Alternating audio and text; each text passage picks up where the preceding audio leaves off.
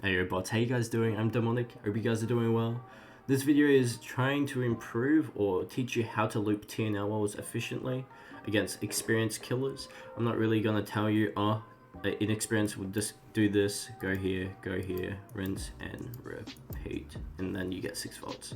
I'm not gonna bother with that. I am gonna tell you the basics of experienced killer. For my understanding, if you know how someone plays, it's going to be a lot easier for them to go down. So let's say we vault this window. I'm going to force my character this way so the killer sees that, and if they go this way, they know I'm going to gain a decent amount of distance if they go this way, because I'm forcing myself to go here.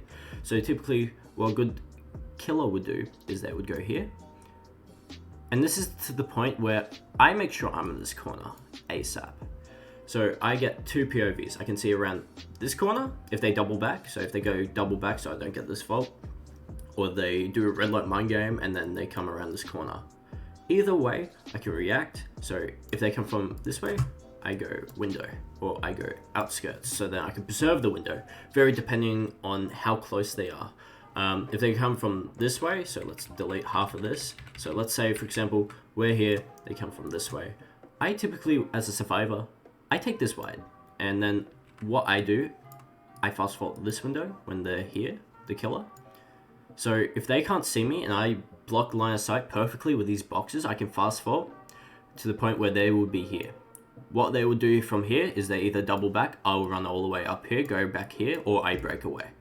But for like looping and improving TNLs, we won't be talking about unique pathing, breaking away yet. So let's say we go around here for round 2. I can make it to another loop, or I can play this completely different. Again, very dependent. You can do so much with TNL walls.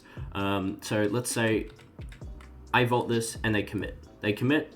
As a survivor, I can either slow vault this, or I can go wide and then wait here just in case they do like go this way and they bait it and come back this way. I'm going to explain half of this in gameplay so you guys understand what I am roughly talking about. It's very hard, obviously, to know what I'm talking about in Paint, but yes, I'll show you some right now.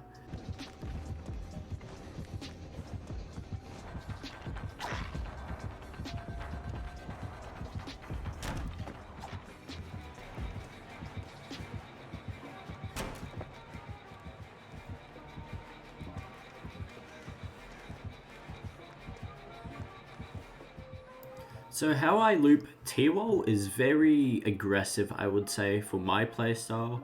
So let's say the killer's committing to us, you know, not as experienced. So let's say they commit to us this way. I go all the way up here, so I'll be like here, okay? Let's say we're here.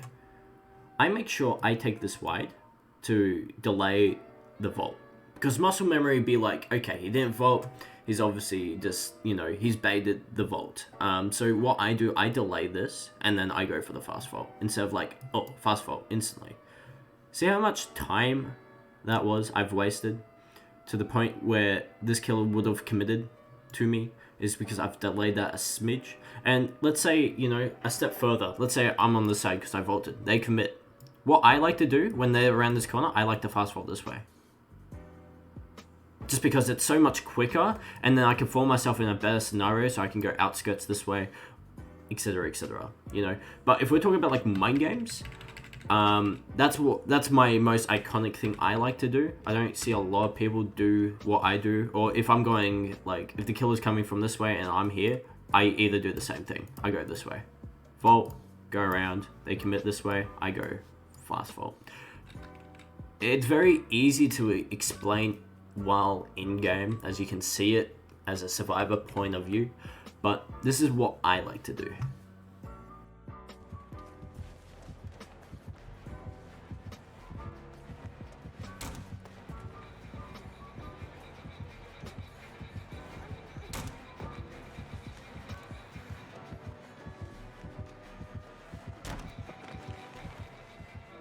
Alright, we're going to be talking about killer's mind games now. So killer mind games for TNL walls, if you're versing a good one, they're going to have a clear understanding what they want to do. When you verse a killer that you don't know what they're doing and it works, it's okay, it happens. But okay, For example, let's go on with the basics again.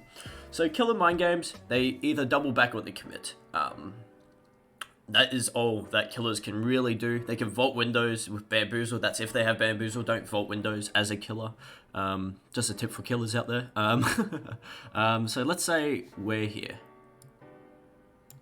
And we have the killer over here.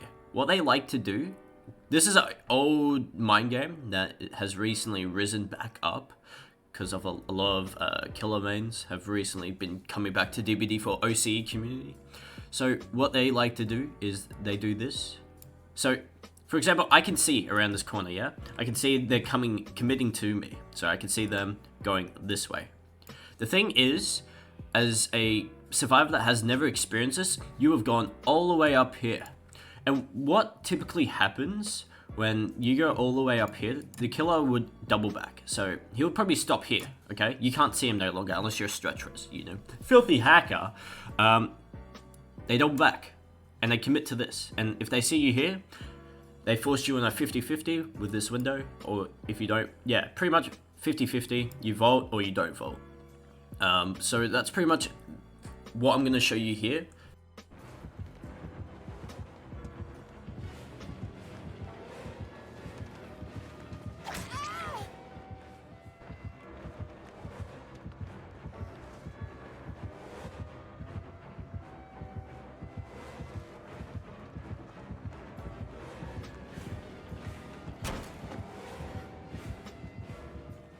Okay, the next mind game is the standstill mind game the killer can do.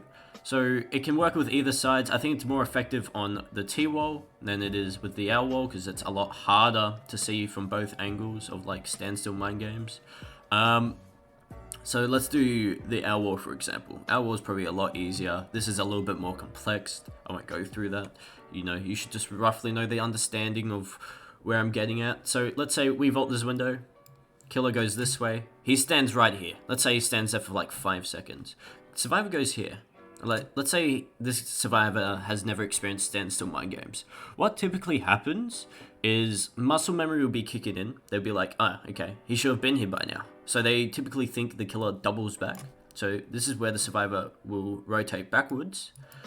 And then the killer will get a 3-on-1 because he pretty much stood there for a bit. You can either break away, but people that break away or like W key or hold M1, they typically don't really improve. You know, pre-throwers, they vault Shack once and they dip. I remember me and the boys, we would typically, you know, try and get as many vaults out of Shack or like other loops as possible, then break away.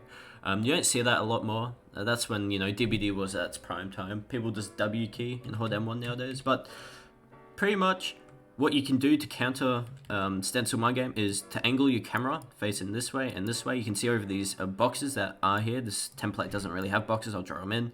So you can see over. If they commit this way, fast vault or go out. If they go this way, you know, take it wide, do fast vault or bait through window. Your choice. Or if you have a filler, you can W key to that. But yeah, I'll show you some examples again.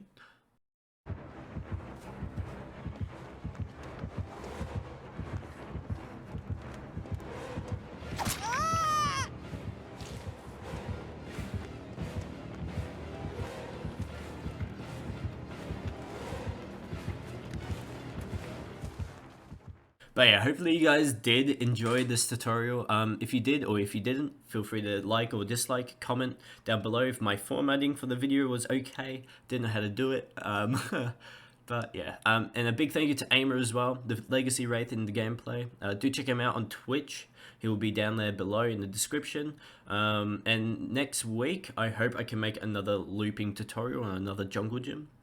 But yeah, have a good one and bye-bye.